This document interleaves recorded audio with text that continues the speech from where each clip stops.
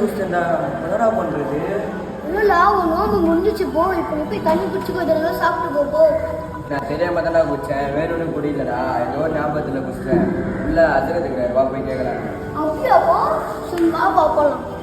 سبيل الدموع سبيل அஸ்ஸலாமு அலைக்கும்.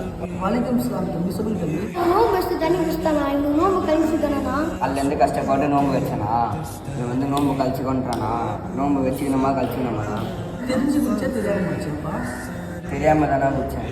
நம்ம நபிசல் சொல்லியிருக்காங்க, யாவர் தன் நோம்பாளி என்பதனை மறந்துவிட்டு சாப்பிட்டாலோ குடித்தாலோ அவர்கள் அவர் நோன்பை பரிபூர்ணமாக்கிக் கொள்ளட்டும். அல்லாஹ் அவர்களுக்கு உணவையும் தண்ணீரையும் கொடுத்தார்.